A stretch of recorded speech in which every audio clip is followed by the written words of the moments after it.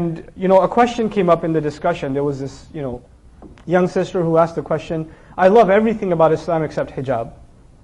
And it seems like hijab is there to protect men from looking at us. So, I don't really see the point in it.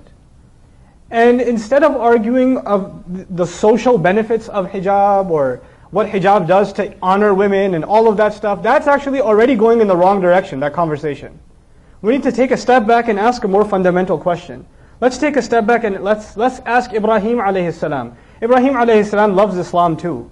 But then Allah makes a tiny little request. How about you go in the middle of the desert and leave your family there? Right? He's not one that's going to say, I love everything about Islam, but this whole leaving my family in the middle to die thing, I don't know. I'm not that comfortable with that. And after he's done with that, you know what? Why don't you jump into a fire? I love everything about Islam, except this whole, burning myself alive. That's asking a little too much. Nope. You don't find that question. Then Allah says, put a knife to your son's throat. Go ahead. And he says, I love Islam, but I also love my son. I don't know, can you give me a logical explanation for why I should do this? Can you tell me the social benefits or some of the other reasons, other benefits that why I should be obeying you? إِذْ قَالَ لَهُ رَبُّهُ أَسْلِمْ قَالَ أَسْلَمْتُ لِرَبِّ الْعَالَمِينَ. There's a reason Allah taught us that lesson in Surah Al-Baqarah.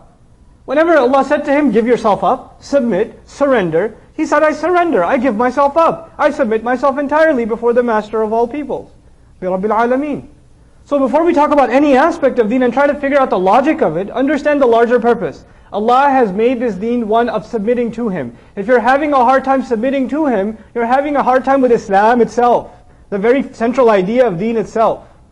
It's not to say you shouldn't understand the ahkam of Allah, but you and I have to be ones that once we understand them, we have to, whether we get it or not, whether we see the logic of it or not, we have to give it up.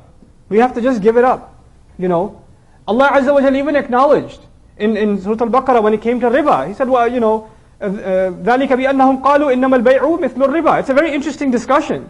Allah Azza wa Jalla says there are people who consume riba, and they say that, that's because they say that business is just like riba. I mean, if you look at liquid transactions as to solid transactions and money and cash and what it's backed by, and it's a complicated discussion. It could go either way. You can't even tell the difference. 1920, potato, 1-2 lines in a contract. I mean, what's the big deal? It is the same. And if you sit and have a 4-hour argument with a finance major about whether riba is halal or not, or what's the difference between riba and business, you might say, yeah, it's the same, yeah.